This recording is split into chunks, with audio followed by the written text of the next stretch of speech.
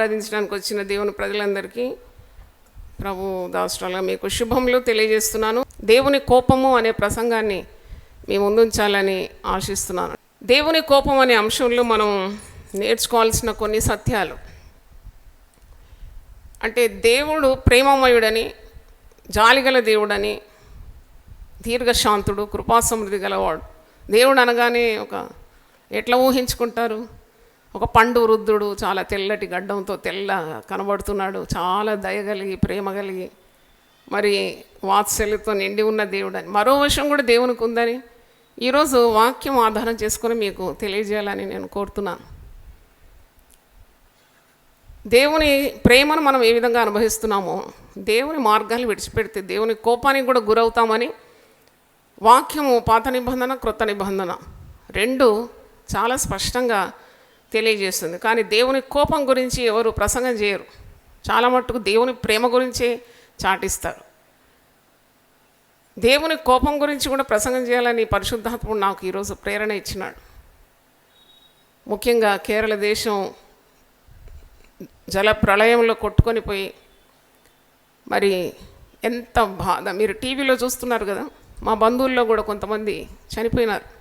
సహాయంకు ఎవరు రాలేకపోయినారు, చిక్కుకొని పోయినారు ప్రవాహంలో. చాలా ఆస్తిపరులైనా ఆస్తి అక్కడికి రాదు, ప్రాణం పోతుంటే. అంటే వారికి ఎవరు కూడా సహాయం చేయలేకుండా అలాగూ వారు మరణానికి గురైనారు. ఇవన్నీ చూస్తున్నప్పుడు మనం నేర్చుకోవాల్సిన అనేక పాఠాలు ఉన్నాయి. మోషే, దైవజనుడైన మోషే రాసిన కీర్తన 90వ కీర్తన 7వ వచనం నుండి కొన్ని వచనాలు చూడండి. నీ కోపం వలన మేము క్షీణించుచున్నాం, నీ ఉగ్రతను బట్టి దిగులు పడుచున్నాము, మా దోషములను నీవు నీ ఎదుట ఉంచుకొని ఉన్నావు, నీ ముఖకాంతిలో మా రహస్య పాపములు కనబడుచున్నవి, నీ ఉగ్రతను భరించుచునే మా దినములను నీవు గడిపితిమి, నిట్టూర్పులు విడిచినట్టు మా జీవిత కాలము జరుపుకుందు.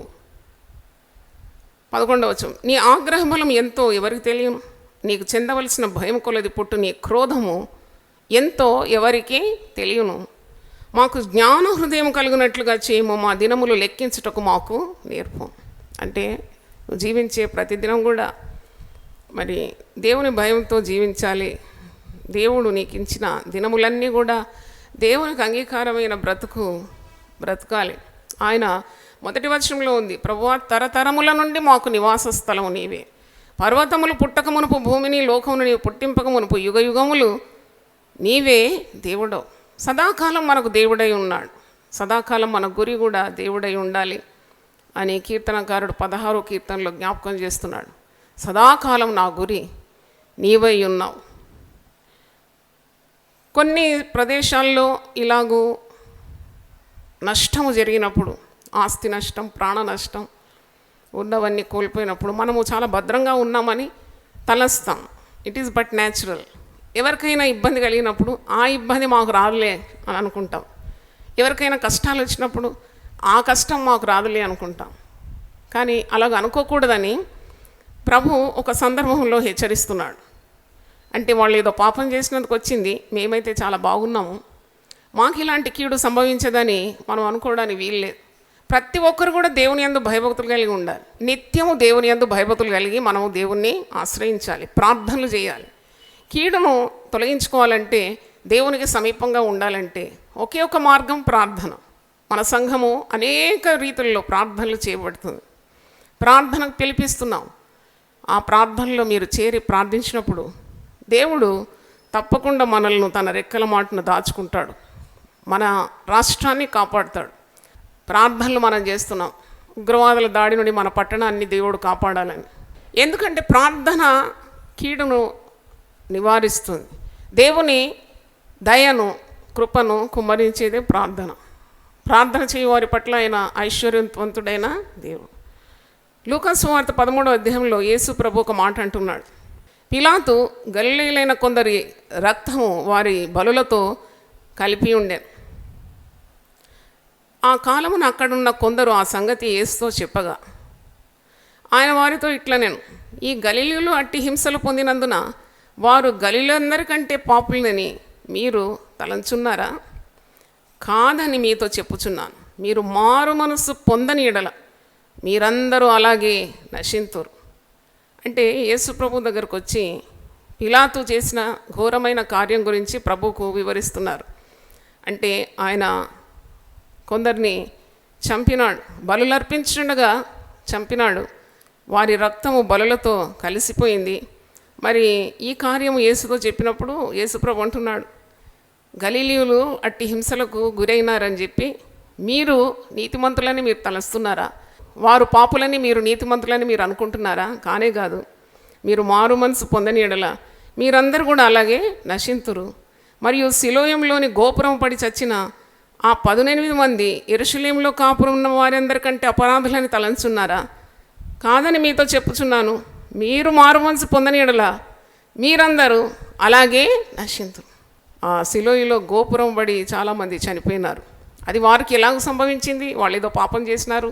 అందుకే అనుకోకుండా మారు మనసు పొందకుంటే ఎవరికైనా ఇలాంటి గతి, ఇంతకంటే దౌర్భాగ్య స్థితి తటస్థిస్తుందని ప్రభువు శిష్యులను హెచ్చరిస్తూ ఉన్నాడు. కనుక దేవుని కోపం అనే అంశం మీద, ద రాత్ ఆఫ్ గాడ్, దేవుని కోపం ఎవరి మీద ఉంటుందని నేను కొద్దిగా రీసెర్చ్ చేసినాను. అంటే వాక్యం నుండి నేర్చుకున్నాను, చదివినాను, పఠించినాను. దేవుని కోపం, గద్దింపు వస్తుంది. దేవుని గద్దింపు తప్పకుండా వస్తుంది. ఒకటేసారి దేవుడు తన ఉగ్రతను ఎవరి మీద కుమ్మరించాడు, చాలాసార్లు హెచ్చరిస్తాడు.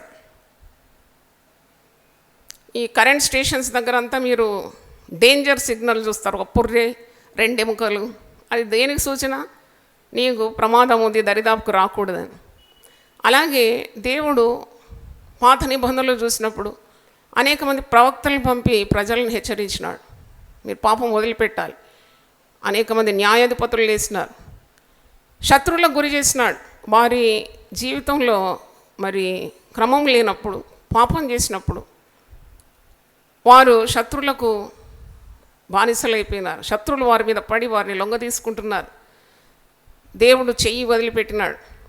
మరి వారు మొరపెట్టినారు. అప్పుడు దేవుడు న్యాయాధిపతులను లేపినాడు, తిరిగి వారిని రక్షించినాడు. అంటే దీని అర్థము ప్రవక్తల చేత చెప్పించిన, న్యాయాధిపతులు ఇచ్చిన హెచ్చరికలైనా వారు పెడచెవిన పెట్టినారు, కీడుకు లొంగిపోయినారు, కీడుకు గురైనారు. అలాగే దేవుడు కొంతమంది సేవకులను నిలబెట్టి, కాపర్లను నిలబెట్టి ప్రజలను హెచ్చరించినప్పుడు ఆ హెచ్చరిక తీసుకోకుంటే, ఆ గద్దెంపుకు లోబడుకుంటే కీడు రుచి చూడాల్సి వస్తుంది. అందుకే మారు మనసు పొందాలి. అలాగే సామెతలు 6:23లో ఆజ్ఞ దీపముగాను ఉపదేశము వెలుగుగాను ఉండును, శిక్షార్హమైన గద్దింపులు జీవమార్గములు. It leads you to life when you listen to warnings. హెచ్చరికలు లేక గద్దింపు లేక దిద్దుబాటు, ఇవన్నీ వాక్యం నుండి దేవుని సేవకులు బోధించినప్పుడు తప్పకుండా జీవితాలు సరి చేసుకోవాలి కదా. ముప్పు వస్తుంది, పెను ముప్పు వస్తుంది, వార్నింగ్, హెచ్చరిక ఇస్తారు. మీరు పడవ ప్రయాణం చేయొద్దు, చేపలు పట్టేవారు దిగొద్దు సముద్రంలోకి. హెచ్చరిక కూడా వినకుండా వెళ్ళి చచ్చేవారు బోలెడు మంది ఉంటారు. ఖాళీ చేయండి తొందరగా, వరద వచ్చేసిందంటే ఖాళీ చేయకుండా అలాగే ఇండ్లు వదలకుండా, మా ఇల్లు మేము వదలమని చాలామంది ఇండ్లల్లో ఉండి చచ్చిపోయినారు. అంటే నేను ఎందుకంటున్నానంటే, the holy scriptures always warns the people of God. ప్రతి హెచ్చరిక కూడా మరి మనం దేవుని యొద్ద నుండి పొందుకుంటున్నాం అనమాట. Every time the word speaks clearly to set right hour వేస్. మన ప్రవర్తన చక్కబెట్టుకోవడానికి ఉన్న మార్గాలే పరిశుద్ధ గ్రంథంలో ఉంది. వాక్యం అలాగే మనకు బోధిస్తుంది. కానీ ఒకవేళ అవిధేయత చూపెడితే అవిధేయుల మీదకి దేవుని ఉగ్రత వస్తుందని మరి పదే పదే మనం చూస్తాం. దేవుడు తప్పకుండా కోపగిస్తాడు. దేవుడు ఇశ్రాయేల్ ప్రజల మీద కోపగించలేదా? వారిని నేను దహించి వేస్తానంటాడు. దేవుని కోపము పంచభూతాలు, నీళ్లు వాడుకుంటాడు, కొన్నిసార్లు వరదలు, ప్రళయం, కొన్నిసార్లు నిప్పు, అగ్ని ఆకాశం నుండి దిగి సొదొమ గొమొర్రా పాపం చేసినప్పుడు అగ్ని గంధకముల చేత వారిని కాల్చివేసినాడు. అగ్ని, నీరు, గాలి, మన్ను, మట్టి, భూమి, ఆకాశం, ఇవన్నీ దేవుడు వాడుకోగలడు మరి తన ప్రజలను లేక మారు మనసు లేని వారిని శిక్షించడానికి. మరి శిక్ష పొందకుండా ఉండడానికే కదా యేసు ప్రభు ఈ లోకానికి వచ్చి, పాపం వలన వచ్చే జీతం మరణం, ఆ మరణ శిక్ష కొట్టివేసినాడు యేసు ప్రభు. అంటే ఎందుకు ఈ శిక్ష? పాపం చేస్తే శిక్ష అని నేను ఆలోచించినప్పుడు, పరిశుద్ధుడు ఆయన, ఈజ్ హోలీ గాడ్. మనం ఆయనను సేవిస్తున్నాం. ఇంకో దగ్గర ఉంది హెబ్రీ పత్రిక 12:28-29లో ఆయన చాలా పరిశుద్ధుడు. ఆయన సేవ చేసేవారు భయభక్తులతో ఆయన సేవ చేయాలి, ఆయనకు ప్రీతికరమైన సేవ చేయాలి. మనం నిశ్చలమైన రాజ్యం కొరకు వేచి ఉన్నాము. We're looking forward to a kingdom which doesn't shake for anything. నిశ్చలమైన రాజ్యం చేపట్టాలని ఆశిస్తున్నాం. కనుక దేవునికి సేవలు అర్పించేవారు ప్రీతికరమైన సేవ చేయాలి. ఎందుకంటే దేవుడు దహించు అగ్ని అయి ఉన్నాడు. దేవుడు అలాగేం దహించాడు. దేవుడు చాలా కృపామయుడు, ప్రేమగలవాడు, ఎప్పుడు ప్రేమనే చూపెడతాడు అని అనుకోకండి. దేవుడు ప్రేమించే వారిని గద్దించి ఏం చేస్తాడు? శిక్షిస్తాడని కృత నిబంధనలో కూడా ఉంది. దేవుడు ఎందుకు శిక్షిస్తాడు? Because God hates sin. దేవునికి పాపం అంటే అసహ్యం. పరిశుద్ధులంటకు మనల్ని పిలుచుకున్నాడు. పరిశుద్ధ మార్గం ఇది. 2 తలంపులతో తడబడుతుంటే నీకు ప్రమాదం. అదే ఈరోజు నేను ఇచ్చే హెచ్చరిక. If you are hanging between 2 thoughts, you want the world, you want God, it cannot happen with God. నీవు పరిశుద్ధంగా ఉండడానికే పిలువబడినావు. You separated from the world. పరిశుద్ధంగా జీవించడమే దేవుని యొక్క చిత్తం. దేవుడు మన పాపాన్ని పరిహరించినాడంటే అర్థం ఏంటి? మనం పరిశుద్ధులుగా చేయబడినాము, దేవునితో సహవాసం కలిగిన వారం. పాపము దేవుని నుండి దూరపరుస్తుంది కాబట్టి పాపం చేస్తే మనకు దేవునితో సమాధానం లేదు. దేవునితో సమీపంగా ఉండి సమాధానం నెలకొల్పినాడు యేసు ప్రభు శిలువలో. ఆ దేవుని ఉగ్రతను భరించినాడు. నీ చిత్తమైతే ఈ గిన్నెను నా యుద్ధ నుండి తొలగించు. ఆ గిన్నెనే ఉగ్రత గిన్నె, దేవుని కోపం మంట, దేవుని మంట అన్నమాట పాపం. మరి సర్వలోక పాప పరిహారార్థమే ఆయన ఉగ్రత పాత్రను భరించినాడు. ఆ పాపమంతా ఆయన మీద వేసుకున్నాడు. ఆ మరణశిక్ష అంటే మరణించినాడు మనకు జీవం కలగడానికి ఆయన మరణించినాడు. రోమీలకు రాసిన పత్రిక 5వ అధ్యాయంలో మనం చూసినప్పుడు 9 నుండి చదువుతున్నాను. కాబట్టి ఆయన రక్తం వల్ల ఇప్పుడు నీతిమంతులుగా తీర్చబడి మరింత నిశ్చయముగా ఆయన ద్వారా ఉగ్రత నుండి రక్షింపబడదాం. రోమన్స్ 5:9 అంటే ఆయన ఉగ్రత అన్నమాట. I can't bear sin. ఆ ఉగ్రత నుండి రక్షింపబడడానికి ఆయన తన రక్తమును మన కొరకు చిందించినాడు.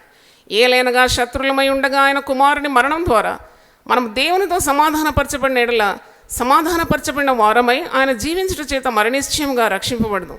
అంతేకాదు మన ప్రభు అయిన యేసుక్రీస్తు ద్వారా మనము దేవుని యందు అతిశయపడుచున్నాము. ఆయన ద్వారానే మనం ఇప్పుడు సమాధాన స్థితి పొంది ఉన్నాం. అంటే మనలంతటా మనం రక్షించుకోలేము, మనం పాపంలోనే పుట్టినాము. మరి పాపానికి నివారణే రక్షణ మార్గం. యేసు ప్రభు రక్షకుడని ఆయన నీ పాపంలో కొరకు సిలువనెక్కి నీవు పొందవలసిన శిక్షను ఆయన మీద వేసుకున్నాడని దేవుని ఉగ్రతను నీకు చాటు చేసినాడు. ఆయన ఉగ్రత భరించినాడు. నీకు దేవునితో సమాధాన స్థితి నెలకొల్పినాడు. నిన్ను పరిశుద్ధంగా చేసినాడు. అదే శిలువ మర్మం కదా. కాబట్టి ఇవన్నీ మనము గమనించాలి. ఆదికాండం 6వ అధ్యాయానికి రండి. నోవహు కాలంలో చాలా గొప్ప జలప్రళయం. ఎందుకు వచ్చింది జలప్రళయం? జలప్రళయం ఎందుకు వచ్చిందంటే దానికి కారణాలు ఇక్కడ వాక్యంలోనే మీరు చూస్తారు. 6వ అధ్యాయము 6 నుండి చూడండి. తాను భూమి మీద నరులను చేసినందుకు యెహోవా సంతాపము నొంది తన హృదయములో నొచ్చుకొనేను. ఎందుకంటే when God is pained, when you sin God is pain. దేవునికి నొప్పి లేస్తుందంట. దేవుడు ఇచ్చిందంతా అనుభవించి, దేవుడు మంచివాడని రుచి చూచి, ఆయన ఆశీర్వాదాలను అనుభవిస్తూ తిరిగి ధిక్కారంతో పాపం చేయడానికి తెగిస్తే definitely invokes the wrath of God. నొప్పిలేస్తుంది దేవునికి. ఆయన నొచ్చుకున్నాడు. అప్పుడు యెహోవా, నేను సృజించిన నరులతో కూడా జంతువులను పురుగులను తుడిచివేయదు. I will wipe them out. That is the anger of God. ఏలైనగా నేను వారిని సృష్టించినందుకు సంతాపం నొంది ఉన్నానని. అయితే నోవహు యెహోవా దృష్టి అందు కృప పొందినవాడాయను. ఇంత మంచి మాట.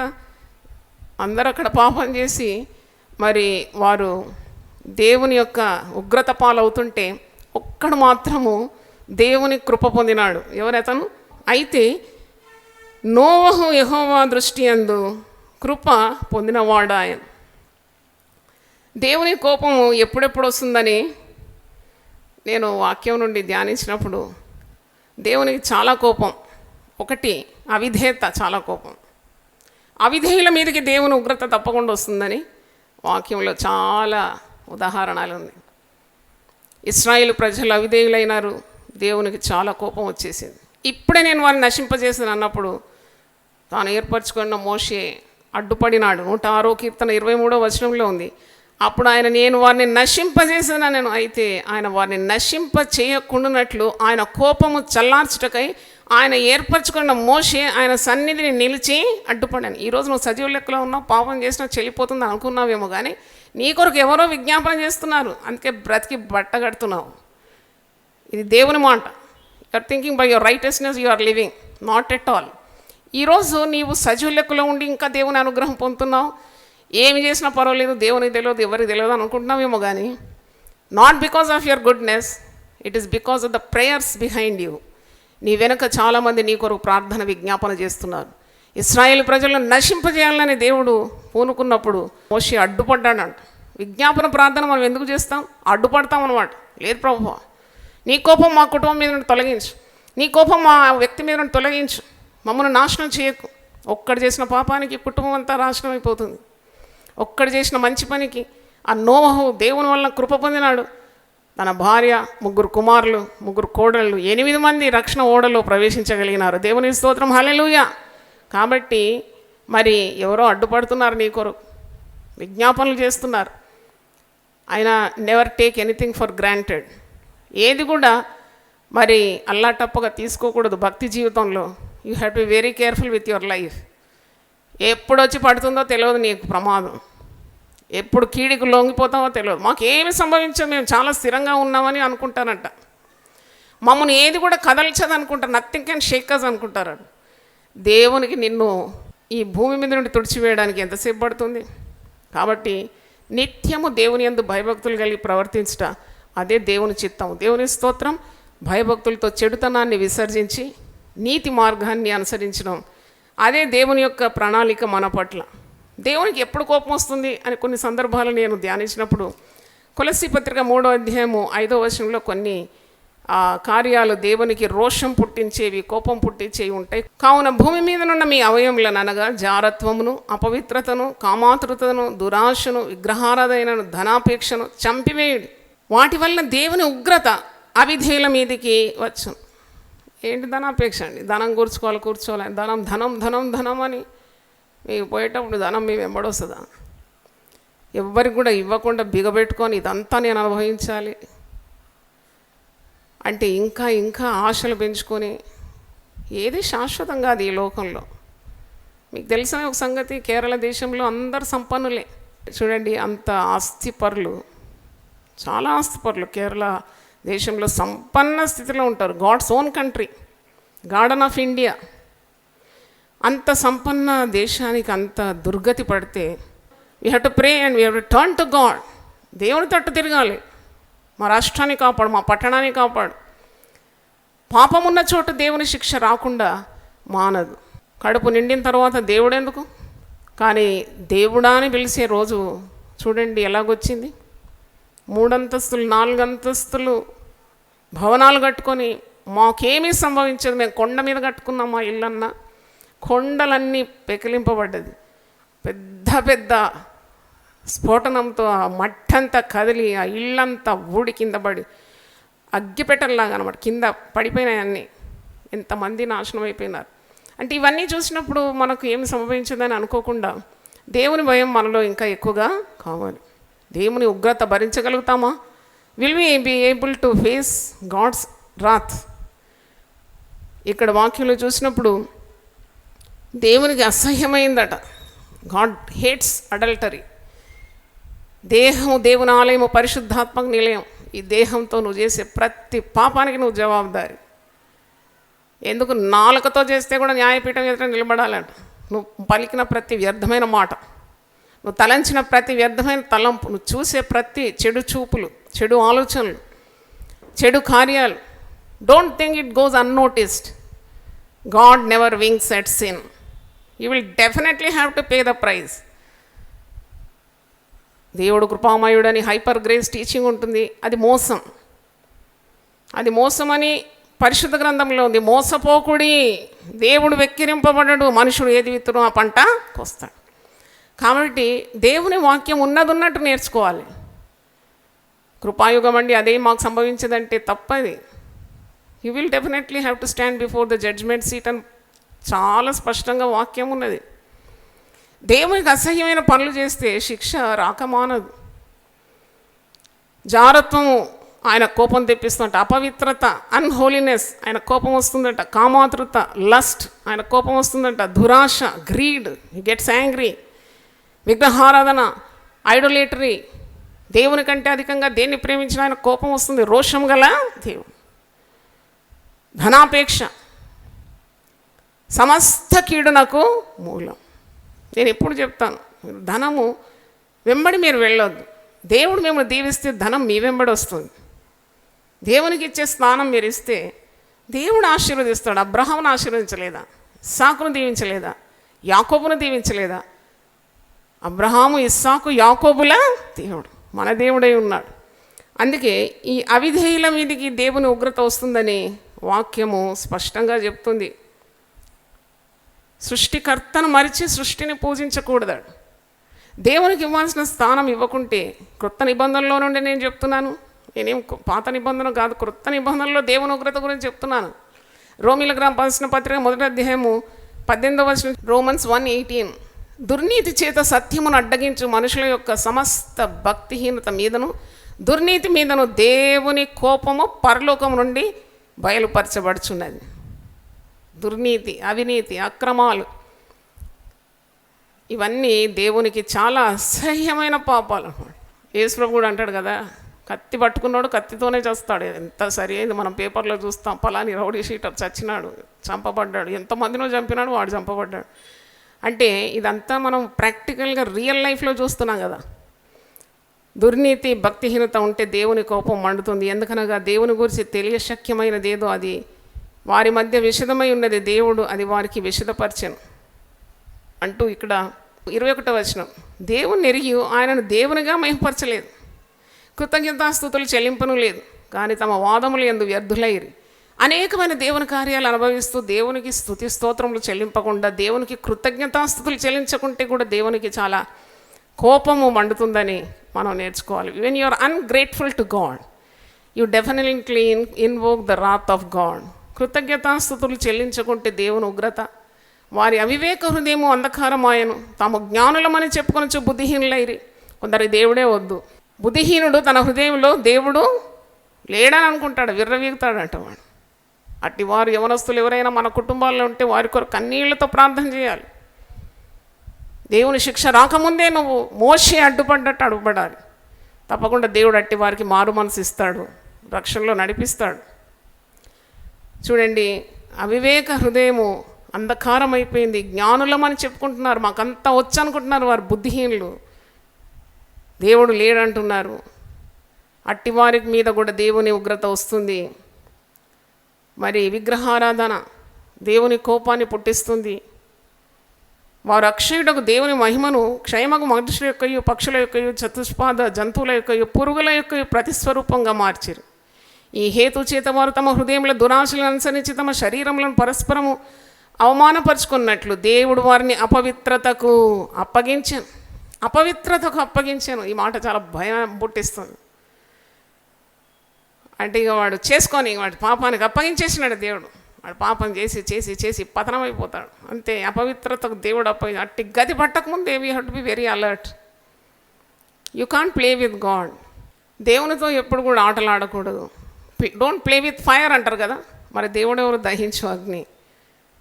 కాబట్టి దేవుని భయం రావాలి. 25వ వచనం, రోమన్స్ 1:25, అట్టివారు దేవుని సత్యమును అసత్యమునకు మార్చి సృష్టికర్తకు ప్రతిగా సృష్టమును పూజించి సేవించిరి. అందువల్ల దేవుడు తుచ్చమైన అభిలాషలకు వారిని అప్పగించాను. తుచ్చమైన అభిలాషలు ఏదైనా ఉన్నా కూడా జాగ్రత్త పడాలి. ఒక దేవుడు అలా నీకు అప్పగించేసినాడేమో నిన్ను, పిచ్చి పిచ్చి ఆశలు. దేవుడే నీ ఆశయం ఉండాలి. వారి స్త్రీలు సైతము స్వాభావికమైన ధర్మమును విడిచి స్వాభావిక విరుద్ధము ధర్మమును అనుసరించి, అంటే చెయ్యరాని హేయ కార్యాలు, చెయ్యరాని పాపం, అంటే స్వాభావికమైన ధర్మాన్ని విడిచి లైంగిక పాపములు చేసే వారి మీద దేవుని ఉగ్రత తప్పకుండా మండుతుంది.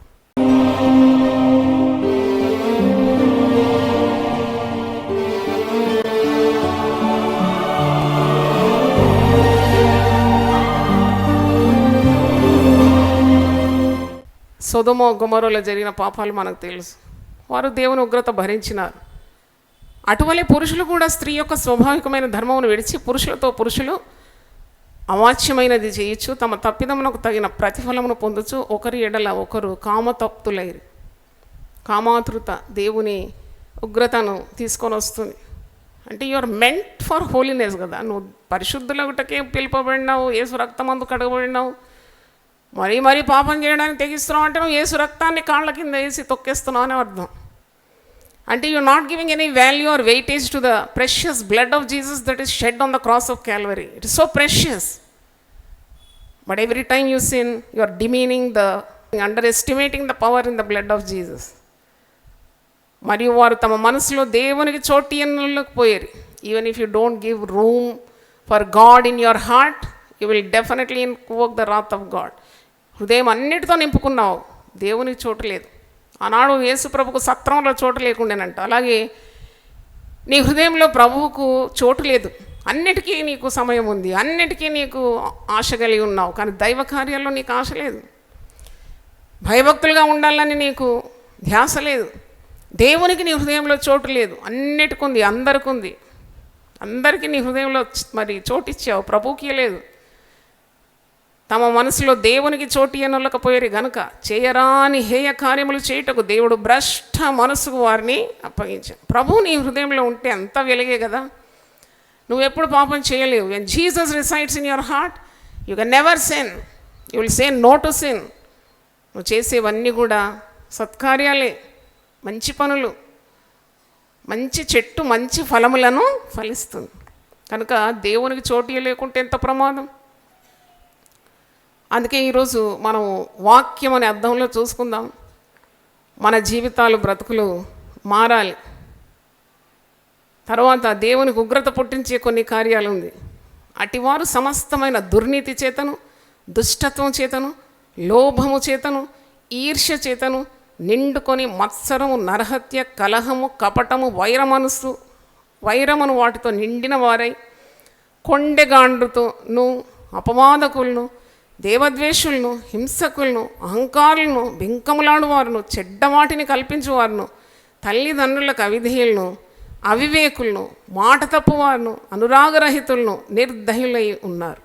ఇట్టి కార్యములను అభ్యసించువారు మరణమునకు తగినవారు అను దేవుని న్యాయ విధిని వారు బాగుగా ఎరిగి ఉండి వాటిని చేయుచున్నారు. ఇది మాత్రమే గాక వాటిని అభ్యసించు వారితో సంతోషముగా సమ్మతించుచున్నారు. వ్యభిచారులు చూస్తే వ్యభిచారులతో సాంగత్యం, దొంగలు చూస్తే దొంగలతో ఏకీభవించడం. అందరితో మనం కలిసి మెలిసి ఉండాలని అంటారు. అలా కాదు, నీ వెలుగు ప్రకాశింపజేయాలి. నువ్వు కొండ మీద ఉన్న ఒక పట్టణంలా కనబడాలి. అన్యులు ఎప్పుడు చూస్తూ ఉంటారు, మనల్ని దేవుని బిడ్డలు అంటారు వాళ్ళు. నాకు ఎంత సంతోషం ఆ మాట వింటే. ఇదండి దేవుని బిడ్డలు పోతున్నారండి. అబ్బా, ఎంతమంది మంచి బిరుదు మనకుంది. మనం ఎవరి బిడ్డలమండి? మనం దేవుని బిడ్డలం. ఆ బిరుదు, ఆ టైటిల్ ఎంత బాగుంది. ఏదో దేవుని బిడ్డ పోతుందండి అంటే దాని అర్థం వారు అన్యులని, వారికి దేవుని గురించిన మరి జ్ఞానము లేదని, నిజమైన దేవుడని వారు నోటితోనే చెప్తున్నారు. కనుక దేవునికి కోపం వచ్చే కార్యాలు మనం ధ్యానిస్తున్నాం. The things that invokes God's wrath. ఇవన్నీ ఉంటే వదిలిపెట్టాలి. మీరు అనుకోకూడదు ఇవన్నీ వదిలిపెట్టడం మాకు వల్ల కాదని. నేను ఒక సేవకురాలుగా దేవునితో ఉన్న అనుభవం ద్వారా చెప్తున్నాను. Everything is possible. All things are possible to God. నువ్వు ప్రార్థన చేయాలి. నీకు ఏదైనా దురలవాట్లు, దురాలోచనలు, చెడు తలంపులు, చెడు క్రియలు, కొన్ని అలవాట్లు అయిపోయింది. మాకు అలవాటు అయిపోయిందండి, మాకు వాడుక అయిపోయిందండి. ఏం వాడుగా? మెడ మీద కత్తి పడినప్పుడు చక్కగా అయిపోతాను, శిక్ష పడినప్పుడు తెలుస్తుంది, నరకం అనుభవించినప్పుడు తెలుస్తుంది. ఆ దుర్గతి పట్టకముందే set yourself in order. సరి చేసుకో. ఎన్నాళ్ళు మోసం చేస్తావు నీ భార్యను, ఎన్నాళ్ళు మోసం చేస్తావు నీ భర్తను, నీ పిల్లలను మోసం చేస్తున్నావు. ఎందుకు కీడు తెస్తున్నావు నీ కుటుంబానికి?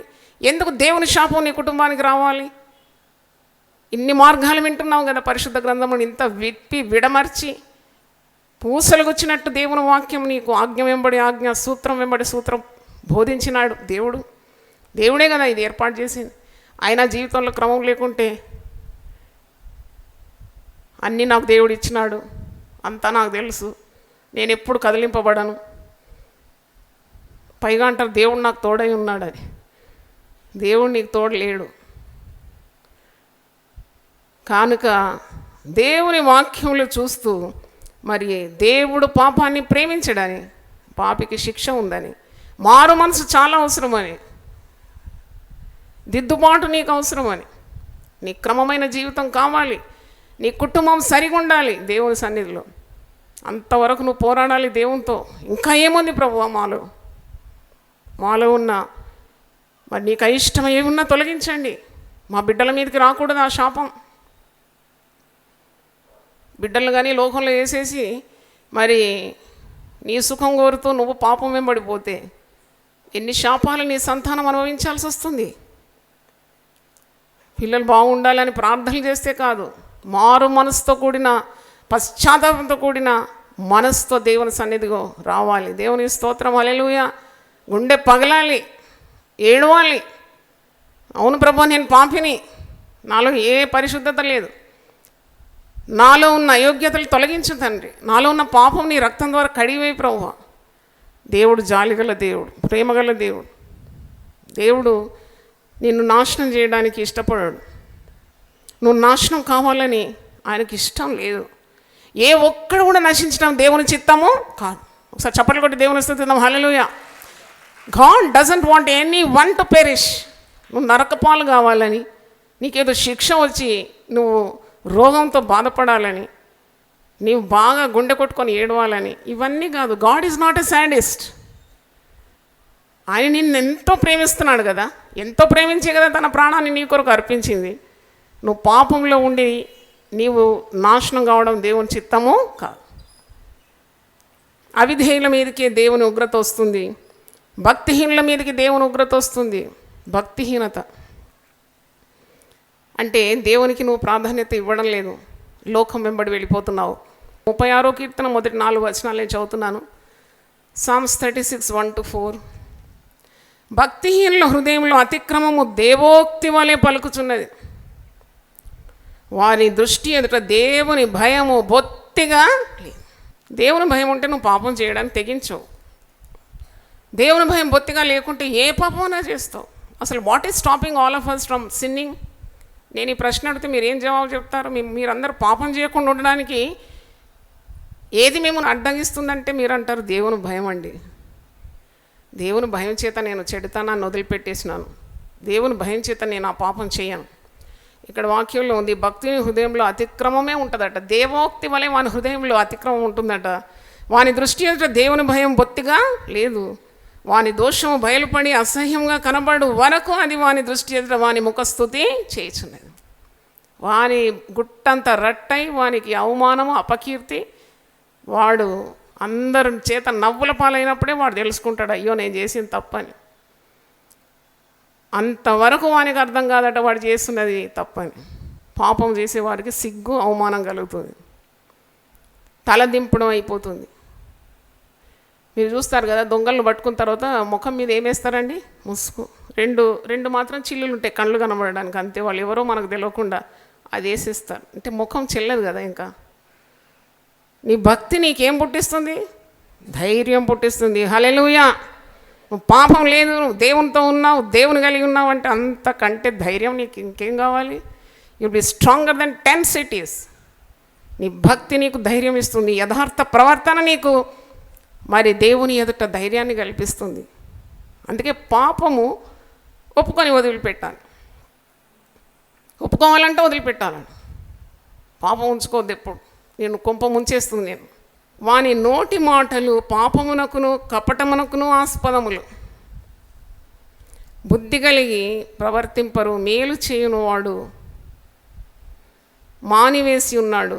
వాడు మంచం మీదనే పాప యోచనలు యోచించు. ఈ నీళ్ల ప్రవాహంలో కొట్టుకొని పోయినప్పుడు మంచి మంచి టీక్తో చేసిన, మంచి ఐవరీ కార్వింగ్తో చేసిన మంచాలన్నీ కూడా నీళ్ళలో కొట్టుకొని పోతున్నాయి. ఆ మంచాలు చేసిన వానికి దాని మీద పండుకునే భాగ్యం లేదు. వాడు 3 అంతస్తులు ఎక్కి మీద అనాథలాగా గొప్ప గొప్పవారు ఆకాశం తట్టు చూస్తూ, హెలికాప్టర్ ఎప్పుడు వస్తుంది, మాకు ఆహారం ఎప్పుడు, 4-5 రోజులు అయిపోయింది, తిండి లేదు, నీటి చుక్క లేదు. ఎంత భయంకరమైన స్థితి అండి ఇది. అన్నీ ఉన్నాయి, అన్నీ కొట్టుకొని పోయింది, ఏదీ లేదు. అప్పుడు నాకు ఆ మాట గుర్తొచ్చింది. ఉదయం నేను చదివినాను, ఆయన సెలవు లేకుండా ఆహారము తిని తృప్తిగలగా ఉండి వాడు ఎవడు? ఆయన సెలవు కావాలి, ముద్దడు మింగాలంటే, గుట్టక నీళ్లు మింగాలంటే ఆయన అనుమతి కావాలి కదా. అన్నీ ఉంది కానీ ఏమీ లేదు. నిమిషంలో అన్నీ కొట్టుకొని పోయినాయి. వరద పాలైన జల ప్రళయం అది టీవీలో చూస్తుంటే భయకంపితంగా ఉంది. అంత బాధ. బుద్ధి కలిగి ప్రవర్తింపను మేలు చేయను వాడు మానివేసి ఉన్నాడు. వాడు మంచం మీదనే పాప యోచనలు యోచించును. వాడు కాని నడతలు నడుచువాడు. చెడుతము వానికి అసహ్యము కాదు. వాడు చెడుతనం చేస్తాడు కానీ వానికి అది అసహ్యం కాదు. వాడు మంచం మీద పండుకొని దేవుని స్తుతిస్తూ దేవుని గురించిన తలంపులు, దేవుడు చేసిన మేళ్ళు వానికి గుర్తురాదు. పైగా వాడు తిని, కొందరు తింటే పీకదగా తింటారు, గాలి కూడా ఆడదు, అంత దేవుని మర్చిపోతారు అన్నమాట. కొద్దిగా తిని కొద్ది ఖాళీ పెట్టి కొద్ది ప్రార్థన చేసి దేవుని యోచనలతో పండుకుందామని లేదు. మళ్ళీ పండుకున్నాక చెడు ఆలోచనలు. ఎంత ఘోరం ఇది. దేవుని కనికరం నీ జీవితం మీదకి వస్తుందా? దేవుని ఉగ్రత పాలైపోతావు, జాగ్రత్త. నీ తలంపులు పరిశుద్ధాత్మ శక్తితో నింపబడితేనే వీటన్నిటి మీద నియంత్రణ కలుగుతుంది. సొంతగా కాదు ఇవి. To control your thoughts, to control your mind, control your tongue, to control your actions, your words. You need the power of the Holy Spirit. దేవుని స్తోత్రం, హల్లెలూయా. హోలీ స్పిరిట్ అంటే చాలామందికి అర్థం కాదు. గంతులేసి బల్ల గుద్ది అటు ఇటు పరిగెత్తడం హోలీ స్పిరిట్ అనుకుంటారు. అది కాదు. నిన్ను నీవు చక్కబెట్టుకోవడమే పరిశుద్ధాత్మ శక్తి. దేవుని స్తోత్రం, హల్లెలూయా. దేవుని చిత్తంలో సరిగ్గా నిఠారుగా నిలబడే శక్తి పరిశుద్ధాత్మ బలం కాకుండా ఇంకేంటి? To say no to sin, పాపానికి కాదని చెప్పడానికి ఉన్న ధీమా, ధైర్యం, అదే కదా పరిశుద్ధాత్మ బలం. అనేక మంది పాపులను ప్రభు మార్గంలో నడిపించడం కూడా ప్రభు శక్తే కదా. కాబట్టి ఇట్టి శక్తి నీకు కావాలి. 1 కొరింథీ పత్రిక కొత్త నిబంధన పౌలు భక్తుడు కొరింథీయులకు రాస్తూ చాలా హెచ్చరికలు ఇస్తున్నాడు. దేవుని ఉగ్రత మీ మీద రాకూడదు, మీరు జాగ్రత్తగా ఉండండి. Take care that the wrath of God will not come upon you. 1 కొరింథీ 10వ అధ్యాయం 5వ వచనం. అయితే వారిలో ఎక్కువ మంది దేవునికి ఇష్టలుగా ఉండకపోయిరి గనుక అరణ్యములో సంహరింపబడిరి. అంటే దేవునికి ఇష్టమైన జీవితం లేకుండా వారు అరణ్యంలోనే కూలిపోయినారు. దేవుడిచ్చేదంతా అనుభవించినారు. మన్నా కురిసింది ప్రతిరోజు, వంటే పని లేదు, వార్చే పని లేదు, రెడీమేడ్ ఫుడ్ ఫ్రమ్ హెవెన్. దేవుడిచ్చిందంతా తిన్నారు. ఇంకా మాంసం కావాలన్నారు. చూడండి, సణుగుడు మాంసం కూడా దేవుడిచ్చినాడు. కానీ వాక్యంలో ఉంది, మాంసము వారి పండ్ల సందుల్లో ఉండగానే దేవుని ఉగ్రత వారి మీదకి వచ్చి అక్కడే చచ్చిపడ్డారట. నోట్లో మాంసం అట, చచ్చి శవాలైపోయినారట. దేవుని కోపం పుట్టించి చాలా కార్యాలు ఉందండి. వాక్యం మీరు బాగా చదివితే you have to avoid such things. ఇక్కడ వారు ఆశించిన ప్రకారము మనము చెడ్డ వాటిని ఆశించుకున్నట్లు ఈ సంగతులు మనకు దృష్టాంతముగా. ఇవన్నీ ఎందుకు రాసినారు కొత్త నిబంధనలు అంటే, వారి జీవిత విధానాన్ని మనము అలవాటు చేసుకోకుండా భిన్నంగా ఉండాలని, దేవుని చిత్తాన్ని జరిగించాలని ఇవన్నీ దృష్టాంతంగా మనకు రాసి ఉంది. 7వ వచనం చూడండి, 1 కొరింథీ 10వ అధ్యాయం 7వ వచనం. జనులు తినుటకు త్రాగుటకును కూర్చుండి ఆడుటకు లేచిరు. అంటే దేవుని భయము మన ప్రతి ప్రవర్తనలో ఉండాలి. తినడం, త్రాగడం, కూర్చుండి ఆటలాడడం అని వ్రాయబడింది. వారు ఇంకా బంగారు దూడను కూడా చేసుకొని దాని ముందు ఆటలాడినట్టు దేవునికి రోషం పుట్టిందనమాట. God hates such things. మరియు వారి వలె మనము వ్యభిచరింపక యుందుము. వారిలో కొందరి వలె మీరు విగ్రహారాధికులై ఉండకూడి. God hates idolatry, God that is విగ్రహారాధన. God hates adultery, that is వ్యభిచారం. ఇక్కడ వారి వలె మనం వ్యభిచరింపక యుందుము. వారిలో కొందరు వ్యభిచరించినందున ఒక్క దినముననే 23,000 మంది కూలేరు. పాత నిబంధన కదండి ఇది, కొత్త నిబంధనలు ఎందుకు వచ్చింది? మరి కొత్త నిబంధనలో మరి మనం సరిగా ఉండాలని కదా ప్రభువు రాపించింది ఆత్మదేవుడు. ఇదంతా ఇశ్రాయేల్ ప్రజలకు జరిగింది మనకు దృష్టాంతాలుగా, మనకు బుద్ధి రావడానికి ఇది ఇక్కడ రాయబడింది. తర్వాత మనం ప్రభువును శోధింపక ఉందుము. వారిలో కొందరు శోధించి సర్పముల వలన నశించిరి. సర్పము కాటు ద్వారా మరి నశించినట్టు సంఖ్యాకాండంలో ఉంది. మీరు సణగకుడి, వారిలో కొందరు సణిగి సంహారకుని చేత నశించి. సణుగితే కూడా దేవుని కోపం, జాగ్రత్త. కొందరు గృహాల్లో ఎప్పుడు సణగడం, కొని తెచ్చుకుంటారు దేవుని కోపం, దేవుని ఉగ్రత పాలైపోతారు. మరణం వస్తుంది సణుగితే. Death will come knocking at your door if you keep on grumbling, murmuring. కొందరు స్త్రీలు ఉంటారు, ఉదయం లేచినప్పటి నుండి రాత్రి పడుకునేందుకు గునుగుతూ ఉంటారు. వర్షం పడితే గునుగుతారు, పడకుంటే గునుగుతారు. పని మనిషి వస్తే గునుగుతారు, పని మనిషి రాకుంటే గునుగుతారు. కాళ్ళు నొస్తే గునుగుతారు, కాళ్ళు నొప్పి లేకుంటే కూడా గునుగుతారు. భర్త మీద గునుగుతారు, పిల్లల మీద గునుగుతారు. ఎంత దరిద్రం అండి గునుగుడు. యేసు నామములో అట్టి నోళ్లను బంధిస్తున్నాను. దేవుని స్తోత్రం. Not to murmur but keep praising God. Hallelujah. భర్తనిచ్చిన స్తోత్రం, పిల్లల్నిచ్చిన స్తోత్రం, ఒక ఇల్లు ఇచ్చిన స్తోత్రం, తాగడానికి నీళ్ళు ఇచ్చిన స్తోత్రం, తినడానికి ఆహారం ఇచ్చిన స్తోత్రం, బట్టలు ఇచ్చిన స్తోత్రం. ఇప్పుడు చూస్తున్నారు కదా కేరళ పటం. స్తుతించడానికి ఎన్నో కారణాలు ఉంది. There are so many reasons for you to praise God.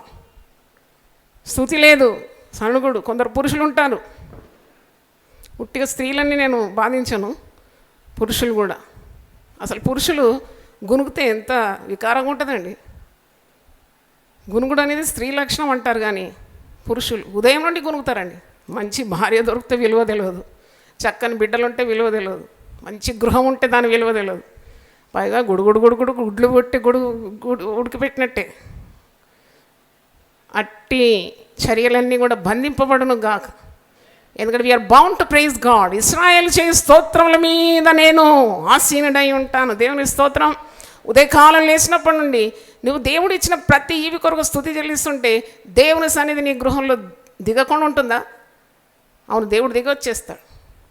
ప్రతి దానికి అల్లరి.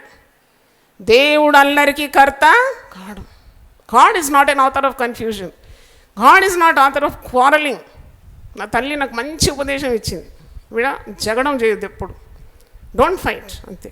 Keep quiet. ఊరకుండి నేనే దేవుడనని తెలుసుకో. Be quiet and know that he's God. ఎందుకు గుణగాలి, ఎందుకు సనగాలి? దేవుడిచ్చింది సరిపోదా? ఎన్ని దీవెనలు ఇచ్చినాడు. స్తుతిస్తూ ముందుకు సాగాలి కదా, లేకుంటే దేవుని ఉగ్రత రాదా? తప్పకుండా మరణం వస్తుంది తలుపు దారిని తట్టుకొని. అందుకే ఏదైనా ఉంటే సూటిగా చెప్పు. గునుగుడు దేవునికి అసహ్యమని ఈ కొన్ని వచనాల్లో మనం నేర్చుకున్నాం. వ్యభిచారము దేవునికి అసహ్యం, సనుగుడు దేవునికి అసహ్యం, విగ్రహారాధన దేవునికి అసహ్యం, దేవుని అలక్ష్యం చేయుట, భక్తిహీనత దేవునికి అసహ్యం. ఇంకా ఇవన్నీ కూడా దేవుని చేత ఏర్పాటైన వారికి విరోధంగా మాట్లాడడం కూడా దేవుని కోపం. మిరియం అనుకుంది, ఆమె కూడా నాయకురాలే కదా. 3 నాయకులు ఇశ్రాయేలు ప్రజలను, మరి ఐగుప్తు యొక్క బానిసత్వం నుండి ఇశ్రాయేలు ప్రజలను దేవుడు వీరి నాయకత్వంలో పాలు తేనెలు ప్రవహించే దేశాన్ని తీసుకొని వెళ్తున్నప్పుడు మిరియంకు చెడు తలంపు వచ్చింది. ఏంటి, నేను నాయకురాలుగా? అన్ని దేవుడు మోషేకే బయలుపరుస్తాడా? ఏదో సణిగింది. దేవుని చేత ఏర్పాటు చేసిన నాయకుని మీద ఆమె సణిగడం ద్వారా హిమములాగా ఏమొచ్చి పడ్డదట? ఆమె కుష్ఠరోగం వచ్చేసింది. Never touch the anointed people. దేవుని అభిషక్తుల మీద నేరారోపణ చేయడం కానీ, వారి మీద గుసగుసలు పలకడం కానీ, that is none of your business. They are accountable to God. దేవుడు లెక్క అడుక్కుంటాడు వారిని. నీ జీవితం చక్కబెట్టుకో. అదే పెద్ద హోంవర్క్ నీకు. ఈ జీవితంలో నీకు పెద్ద హోంవర్క్ ఏంటంటే నీ ప్రవర్తన, నీ చర్యలు, నీ తలంపులు, నీ కుటుంబము చక్కగుందా లేదా అని కనిపెట్టుకోవడం, ప్రార్థన చేసుకోవడం, దేవుని మహిమను చూడడం కన్నా ఇంకా మించింది ఏమీ లేదు. కాబట్టి ఈరోజు దేవుడు మనందరితో మాట్లాడినాడు, నాతో మాట్లాడినాడు. దేవుని ఉగ్రతను తొలగించుకోవాలి. Because God hates sin. God cannot allow any sin to go unpunished. శిక్ష లేకుండా ఏ పాపాన్ని కూడా దేవుడు చెల్లనివ్వడు. అందుకే ఏ పాపం ఆయన సన్నిధిలో చెల్లదు. నీకు పాప క్షమాపణ కావాలి, నీకు మారుమనసు అవసరం. నువ్వు దేవునితో తిరగాలి, పాపాలు ఒప్పుకోవాలి, పశ్చాత్తాపమైన హృదయంతో వేడుకోవాలి. ఈ పాపంతో నేనేమి సాధించుకోలేని, ఈ పాపం నన్ను మరణానికి తీసుకొని వెళ్తుంది, నా కుటుంబానికి దరిద్రము, కీడు, శాపం వస్తుంది. I have to get rid of this sin. That should be your motive in life. Because God is holy. He is a just God and he will never wink at sin. పాపాన్ని చూసి కనుగొట్టి ఊరుకుండే దేవుడు కాడు. పాపానికి తగిన ఫలము వస్తుంది. Rebellion is sin. Rebellious attitude ఉంటుంది కొందరికి. దేవుడు చెప్పిన మాటలు వినరు, భక్తులు చెప్పిన మాట వినరు, గురువులు చెప్పిన మాట వినరు, నాయకులు చెప్పిన మాట వినరు. మాకు మేమే సాటి అని అనుకుంటారు. అటువంటి రెబెలియస్ యాటిట్యూడ్ ఉంటే కూడా తీసుకోవాలి. సాత్వికమైన మనసుతో శక్తి గల దేవుని వాక్యాన్ని హృదయంలో ఏం చేయాలి? స్వీకరించాలి. అది కూడా దేవునికి చాలా అసహ్యం. Rejection of God's truth is sin. దేవుని సత్యాన్ని అడ్డగించే ప్రతి కార్యాన్ని కూడా దేవుడు తప్పకుండా డీల్ చేస్తాడు. అంటే దేవుని సత్యానికి విరుద్ధంగా నువ్వు చేసే ప్రతి పని, ప్రతి చర్యకు కూడా శిక్ష ఉన్నది. దేవుని స్తోత్రం. మరి దేవునికి రోషం పుట్టే కొన్ని కార్యాలు మీ ముందు ఉంచినాను. అంటే దేవుని ఉగ్రతను తప్పించుకునే మార్గం కూడా చెప్పాను. దేవుడు ఎవరిని కూడా నశింపజేయాలని నిశ్చయించాడు. ప్రార్థన చేస్తే దేవుడు ఒక పరిష్కారం అంటూ నీకు ఇస్తాడు. నిన్ను నీవు రక్షించుకోలేవు. You need a saviour. నీకు రక్షకుడు అవసరం. నీ పాపము నిన్ను వెంటాడుతుంది. పాప బంధకంలో ఉన్నాను. ఈ పాపం నుండి నన్ను ఎవరు రక్షిస్తారు? Jesus the saviour. యేసే రక్షకుడు. ప్రార్థన చేయాలి. ప్రభువా, ఈ పాపపు బంధకాల నుండి నన్ను విడిపించు. ఈ పాపం వల్ల నాకు ఒరిగేది ఏమీ లేదు. పైగా నీ శిక్ష, నీ ఉగ్రత, కీడు, నాశనం, మరణం, శాపం, రోగం, తీరని వ్యాధులు ఇవన్నీ మరి నేను అనుభవించాల్సి వస్తుంది. కాబట్టి పాపము నుండి నన్ను విడిపించు. నువ్వు చూస్తున్నావని నా జీవితం నేను సక్రమంగా జీవించడానికి, నీ కన్నులకు నేను మరుగై ఏ పని చేయలేనని. ఇప్పుడే చదివాం కదా, నో సిన్ గోస్ అన్పనిష్డ్. శిక్ష లేకుండా ఏ పాపం దేవుని దగ్గర చెల్లదు. తప్పకుండా దానికి ఒక వెల అంటూ ఉంటుంది. ప్రతి పాపానికి, ప్రతి పాపపు చర్యకు వెలగట్టాల్సి వస్తుంది. There is a price tag. You have to pay the price. కాబట్టి ఎందుకు? దేవుని కృపలో మనం తేలియాడి ఆనందించి మరి చిన్న జీవితంలో గొప్ప దేవుని కలిగి ఉండడం ఎంత గొప్ప ధన్యత. భక్తులను కాపాడే దేవుడాడు, భక్తుల ప్రవర్తన కాచే దేవుడాడు, భక్తుల పాదములు తొట్టిల్లనియడంట. భక్తిహీనుల పాదాలైతే జారుడు చోట ఉందంట. స్లిప్పరీ ఏరియా అంటే వాడు జారిపోతాడు ఏ క్షణమన్నా. వాళ్ళలో దేవుడు లేడు కాబట్టి. 73వ కీర్తన చదవండి. Read psalm 73. నన్ను విడిచి వ్యభిచరించు అని నేను సంహరించేదాం. ప్రార్థన చేసుకుందాం. ప్రభువా, నీకు స్తోత్రం తండ్రి. గొప్ప దేవా, దేవుని కోపం అనే ప్రసంగాన్ని నీ దాసరాల ద్వారా సంఘానికి తెలియజేసినందుకు స్తోత్రం. టీవీ ద్వారా కూడా అనేకులు విన్నారు. నీవిచ్చిన వాక్యము గొప్పది నాయనా. వాక్య రూపంలో మా మధ్యకు వచ్చి మమ్మల్ని అందరినీ గద్దించినందుకు నీకు వందనాలు చెల్లిస్తున్నాను. డేంజర్, వార్నింగ్, హెచ్చరిక, ముందున్నది ముప్పు అని గుర్తు చేసినావు. ఇదే త్రోవలో మేము వెళ్ళిపోతే ఎక్కడో మాకు నాశనం పొంచి ఉందని, కీడు పొంచి ఉందని, దేవుని ఉగ్రత మా కొరకు కాచుకొని ఉందని మాకు జ్ఞాపకం చేసినందుకు నీకు వందనాలు చెల్లిస్తున్నాను. అవును తండ్రి, మానవులము, మేము వంటి వారము. నువ్వు గొప్ప దేవుడు, పరిశుద్ధమైన దేవుడు. పాపం నుండి మమ్మల్ని విడిపించడానికి నీవే మా కొరకు శిలువలో బలి అయి ఆ దేవుని ఉగ్రతను భరించినావు. మా కొరకు పాపమైపోయినావు, మా కొరకు శాపమైపోయినావు, మా కొరకు రోగిగ్రస్తుగా అయిపోయినావు తండ్రి. మమ్మల్ని పాపం నుండి విడిపించడానికి, రోగంలో నుండి విడిపించడానికి, శాపంలో నుండి విడిపించడానికి మా కొరకు ఒక వెల చెల్లించినావు తండ్రి. క్రీస్తు రక్తము ప్రతి దుర్నీతి నుండి విడిపిస్తుందని వాగ్దానము మా కొరకు ఉన్నది ప్రభువా. మేము పాపంలో ఉండడం, మేము నశించిపోవడం, నరకపాలు కావడం నీ చిత్తం కాదు. శాపగ్రస్తులుగా ఉండడం నీ చిత్తం కాదు. మా కోసం శాపమై వేలాడినావు. అబ్రహాముకి ఇచ్చిన వాగ్దానాలన్నింటికి మేము వారసులం తండ్రి. విశ్వాసం ద్వారా ఆ వాగ్దానాలన్నీ మేము పొందుకోవడానికి సహాయం దయచేయండి. అవి ఎన్ని ఉన్నను క్రీస్తునందు అవన్నీ కూడా అవునన్నట్టుగానే ఉంది కనుక నీకు వందనాలు చెల్లిస్తున్నాను. ప్రతి బలహీనతను బంధిస్తున్నాను, ప్రతి పాపాన్ని బంధిస్తున్నాను, ప్రతి చెడు తలంపులను బంధిస్తున్నాను. ఈ అధికారం గల నామముల్లో పాపం చేయడానికి ఎవరు తెగించొద్దు నాయన. దేవుని యందు భయభక్తులు కలిగి చెడుతనాన్ని విసర్జించాలి. అవును, మన భక్తి మనకు దేవుని ఎదుట ధైర్యము పుట్టిస్తుంది. మనం కనికరింపబడి సమయోచితమైన సహాయం కొరకు కృప పొందినట్లు ధైర్యం ఆ కృపాసనం యుద్ధకు రావాలని ఆహ్వానిస్తున్నాడు. ఆయన పాపం లేనివాడు, పాపమునకు పరిహారి. మారు మనసుతో ఆయనను వేడుకున్నప్పుడు నీ పాప బంధకాల నుండి విడిపిస్తాడు, నీ పాపపు కట్లు త్రంచి వేస్తాడు. ఇంత గొప్ప దేవుడు మనకున్నాడు. ప్రేమ స్వరూపి, ప్రేమామయుడు, జాలిగల దేవుడు, మనం మంటివారం అని జ్ఞాపకం చేసుకునే దేవుడు. అవును ప్రభువా, బలహీనతలన్నిటి నుండి విడిపించండి. మమ్మల్ని అందరినీ రక్తంతో కడుగుమని ప్రార్థిస్తున్నాను. పాపం నీ దగ్గర చెల్లదు నాయన. ఆ అవగాహన మాకు ఈరోజు ఇచ్చినందుకు నీకు స్తోత్రం. నీ ఉగ్రత ఎవరు భరించగలరు ప్రభువా? Who can stand before your fury? నీ కోపంలో మేము భరించలేము తండ్రి. మేము దుమ్ముధూళివైపోతాం నీ కోపం మా మీద ఉంటే. ప్రభువా, నీ కోపము చల్లారాలి, మేము ప్రార్థన చేయాలి, ప్రాధేయపడాలి, పశ్చాత్తాపడాలి, మారుమనసు పొందాలి. నీ కృప కొరకు మేము కనిపెట్టాలి. నీ రక్షణ మాకు కావాలి. మమ్మల్ని అందరినీ దీవించి పరిశుద్ధ మార్గంలో నిలబెట్టి నిత్య జీవానికి వారసులుగా చేయమని యేసు నామములో అడుగుతున్నాను తండ్రి. ఆమేన్. దేవుడు మళ్ళీ సమృద్ధిగా దీవించును గాక. ఆమేన్.